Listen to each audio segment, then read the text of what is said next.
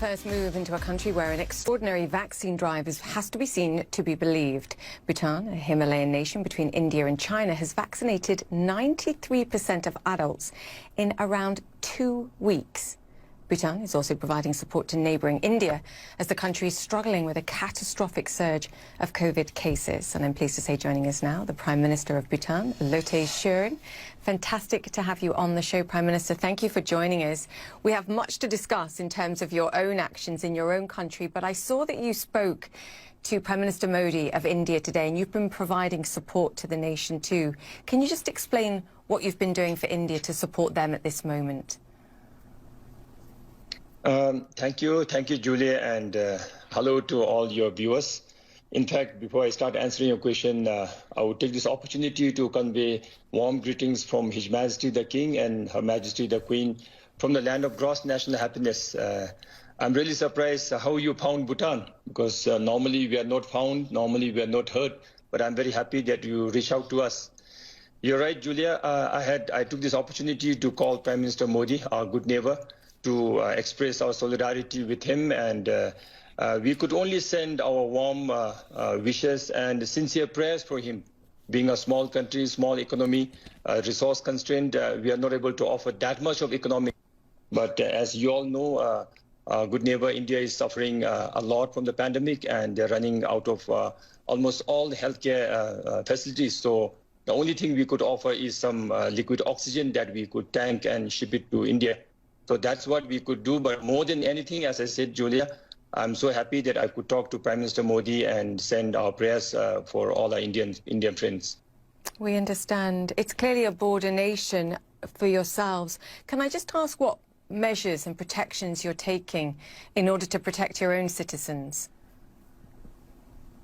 Of course, now I don't know how much time I have on this, but we started our preparation since February last year, actually, a month after the disease broke out in China.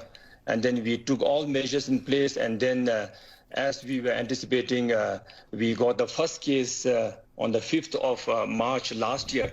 And ever since we got the case, we had a very good control, I would say. Immediately, we stopped tourists coming to Bhutan. We blocked all our international borders, both by land and by air. And then we had all the surveillance and testing, primary contact testing in place.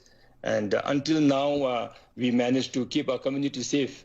And in fact, all these things started from our leadership, His Majesty the King, who, as we talk, is in the south, where we share free borders with India. His Majesty, for last almost 15 months, had spent almost 80% of the time out of the palace, guarding our country physically as well as mentally, morally supporting all the frontline workers. So, of course, being small is our strength, but then all of us being unconditionally united under His Majesty's leadership actually had given us very good protection. And a 21-day quarantine as well for those entering your country also helped. Talk to me about the vaccine drive, because I think for most people listening, the idea that you managed to vaccinate 93% of your adult population in the space of under 2 weeks is an astonishing feat. How did you achieve that, and what perhaps can other nations learn from how you did this? Yeah, I mean, of course, to us, we thought it was just a simple plan that we strategized for ourselves. But now, hearing the news from around the world, we are actually happy that many heard us. Actually, it again started from His Majesty's in-depth knowledge about the infection and our King's knowledge about herd immunity.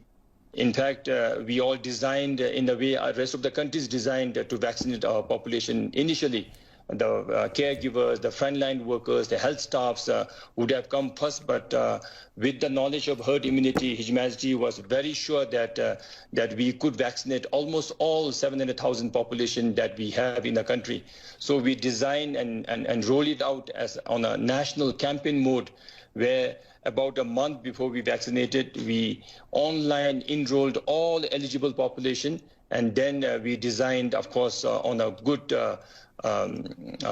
day that we roll it out, and in a span of, I would say, not exactly 1 week, but I think 9 days, we managed to vaccinate almost 90% of the eligible population. And then over another 2 or 3 days more, we could cover now almost 95% of eligible population. That is almost 65% of people living in Bhutan. Of course, we vaccinated all living in Bhutan. So our first dose went very well. And of course, I shouldn't forget to thank India for the generous support of giving us a vaccine for free. Covishield, of course, is the vaccine, the AstraZeneca vaccine that the Serum Institute of India has manufactured. Obviously, they're having supply issues and they're focusing on their own domestic priorities as well. Can I ask you, Prime Minister, what you're hearing about the provision of the doses for the second dose for your citizens? Is that going to come timely? Do you have any sense of when that might arrive?